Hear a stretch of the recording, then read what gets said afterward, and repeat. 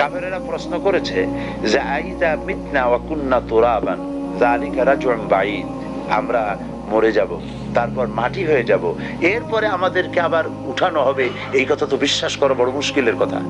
সব বুঝি, কিন্তু এটা কি কথা যে আমরা মরে গেল, আল্লাহ না হয় এক আছে বা থাকলেন, কিন্তু মরবো তারপরে আবার পুনরুত্থিত হব, আবার আমরা জিন্দা হব, এটা তো একটা অসম্ভব কথা। সূরা ইয়াসিনের মধ্যে আল্লাহ পাক বলেছেন, কাফেররা এই কথাও বলেছে, মাইয়ুহিল ইযামা ওয়া হিয়া রামীম, আমরা আমাদের হাড়টি গুড্ডি যখন মাটির সাথে মিশে যাবে তারপরে এগুলিকে কে আবার জিন্দা করবে, এটা হবে কি করে? আল্লাহ পাক এসব কথার জবাব দিয়েছেন। আল্লাহ পাক বলেছেন, আইহাসাবুল ইনসানু আন ইউতরাকা সুদা, মানুষ কি ভেবেছে যে তাকে এমনি এমনি ছেড়ে দেওয়া হবে? তাকে এমনি এমনি ছেড়ে দেওয়া হবে না। আলাম ইয়াকুন নুতফাতাম মিন মানিয়্যি ইউমনা, একথা কি তোমরা জানো না যে তোমাদেরকে এক ফোঁটা নিক্ষিপ্ত নাপাক পানি থেকে তোমাদেরকে সৃষ্টি করা হয়েছে। সুম্মা কানা আলাকাতান ফাখালাকা ফাসাওয়া, এরপরে সেই পানি ফোঁটাকে, সেই নাপাক পানি ফোঁটাকে রক্তপিণ্ডে পরিণত করা হয়েছে, তারপর সুন্দর করে সুগঠিত করা হয়েছে। ফাজআলা মিনহু যাওজাইনিজ যাকারা ওয়াল উনসা, এরপরে মায়ের পেটের ভিতরে কোনটাকে পুত্র সন্তান করা হয়েছে, কোনটাকে কন্যা সন্তান করা হয়েছে। আলাইসা যালিকা বিকাদিরিন আলা আইয়ুহিয়াল মাউতা, যে আল্লাহ পাক এভাবে বিনা অস্তিত্ব থেকে অস্তিত্ব দান করতে পারলেন, সে আল্লাহ কি তোমাকে মৃত্যুর পরে চিন্তা করতে পারবেন না? মাশাআল্লাহ, একেবারে মুমিনের মতোই জবাব দিয়েছেন, আলহামদুলিল্লাহ বলি। আল্লাহ পাক প্রশ্ন করেছেন, আলাইসা যালিকা বিকাদিরিন, আল্লাহ পাক, এই আল্লাহর পক্ষে কি এটা সম্ভব নয় যে তিনি মৃত্যুকে চিন্তা করতে পারবেন? মরা দানা থেকেই তো তিনি গাছ ফলান, সেই গাছকে বিশাল আকৃতি দান করেন, এটা যে আল্লাহ পাক পারেন, সে আল্লাহ তোমাকে আবার চিন্তা করতে পারবেন। আল্লাহ পাক বলেছেন, আআনতুম আশাদ্দু খালকান আমিস সামাউ বানাহা, তোমাকে সৃষ্টি করা কঠিন না ওই বিশাল আকাশটাকে কঠিন তৈরি করা কঠিন? অত বড় বিশাল আকাশটাকে যে বানাইছেন, আর তোমাকে বিনা অস্তিত্ব থেকে যিনি অস্তিত্ব দিয়েছেন, হাল আতা আলাল ইনসানি হিনুম মিনাদ দাহরি লাম ইয়াকুন শাইয়্যান মাযকুরা, মানুষের জীবনে কি এমন এক সময় এসেছিল না যে সে কোনো বিষয়বস্তু হিসাবে পরিগণিত ছিল না, পৃথিবীতে কোনো অস্তিত্বই ছিল না, কোনো নাম নিশানা ছিল না, সেইখানে অস্তিত্বে আনলেন তোমার কৈশোর, তোমার যৌবন, তোমার বার্ধক্য, ছেলে মেয়ে সবকিছু দিয়ে টিয়া, তারপর আল্লাহ মৃত্যু দিলেন যে আল্লাহ পাক, সে আল্লাহ পাক তোমাদেরকে আবার জিন্দা করতে সক্ষম হবে, অবশ্যই হবে।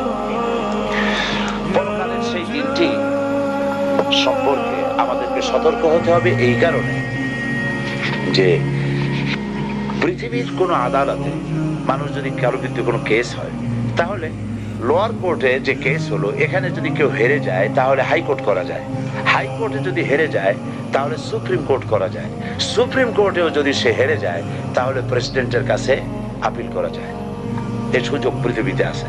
কিন্তু আল্লাহ পাকের আদালত হচ্ছে এমন যে আল্লাহ পাকের আদালতে কেউ যদি জীবনের মামলায় হেরে যায়, আপিল করার আর কোনো জায়গা নাই, কিসের জায়গা? পৃথিবীতে কেউ যদি পরীক্ষায় একবার ফেল করে, মেট্রিক পরীক্ষা দিয়েছে, ফেল করেছে, আবার পরীক্ষা দিয়ে পাশ করার সুযোগ আছে, আবার ফেল করলো, আবার পরীক্ষা দিয়ে পাশ করার সুযোগ আছে, 1000 বার এরকম পরীক্ষা দেবে, ফেল করবে, পাশ করার সুযোগ আছে সারা জীবন। কিন্তু আল্লাহ পাকের আদালতে জীবনের পরীক্ষা যে ফেল করবে, আর একটিবার পরীক্ষা দেওয়ার কোনো সুযোগ নাই। সেই জন্য সেই পরকাল, সেই আখিরাত, এই আখিরাতের ভয় সকলের অন্তঃকরণে সব থেকে বেশি থাকা উচিত। হযরতে ওসমান রাদিয়াল্লাহু তাআলা আনহু কবরের কাছে গিয়ে সব থেকে বেশি কাঁদতেন। তাকে প্রশ্ন করা হতো, আপনি রাসূলুল্লাহ যখন জান্নাত জাহান্নামের কথা বলেন তখন আপনি কাঁদেন, কিন্তু এত কাঁদেন না যত কাঁদেন কবরের কাছে এসে, কারণ কি? হযরত ওসমান রাদিয়াল্লাহু তাআলা আনহু বলেছেন, আমি রাসূল করিম সাল্লাল্লাহু আলাইহি সাল্লামকে বলতে শুনেছি, এই কবর হচ্ছে প্রথম থানা, এই থানায় যদি কারো বিরুদ্ধে চার্জশিট হয়ে যায় তাহলে সব জায়গায় সে ধরা পড়ে যাবে, সব জায়গায় আটকে যাবে, আর এখান থেকে যদি কেউ মুক্তি পায় তাহলে সে সব জায়গায় মুক্তি পেয়ে যাবে। রাসূল করিম সাল্লাল্লাহু আলাইহি সাল্লাম বলেছেন, এই কবর হচ্ছে হয় জাহান্নামে যাওয়ার একটা টানেল, আর না হয় জান্নাতে যাওয়ার একটা টানেল। সেজন্য আমল তৈরি করতে হবে পরকাল ভিত্তিক, পরকালকে সামনে রেখে সেই চিন্তা করে। এখন এই পরকাল, এই আখিরাতটা যে হবে সে কথা কোরআন শরীফে আল্লাহ পাক বহু জায়গায় বলেছে। আমি আপনাদেরকে বলেছি যে 10 পারার সমান হবে কোরআন শরীফের, 10টা পারা এক জায়গায় করলে যা হবে, আখিরাতের কথা এক জায়গায় করলে তাই হবে। এত কথা আল্লাহ পাক পরকাল সম্পর্কে বলেছেন। পরকাল ই পারে, পরকালের ভীতিই পারে একটা মানুষকে ভালো বানাইতে, আর কোনো জিনিস পারে না। আমি যে কথা বলছি এই কথার জবাব কিয়ামতে আল্লাহর কাছে দিতে হবে, এই অনুভূতি কেবলমাত্র আমার কথা থেকে আমাকে সতর্ক করতে পারবে।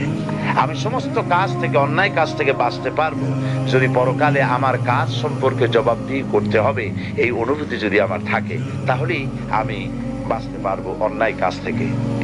এই জন্য পরকালকে বিশ্বাস করা একটা মানুষকে ভালো হওয়ার জন্য সব থেকে উত্তম পন্থা, এর থেকে উত্তম কোনো পথ নাই।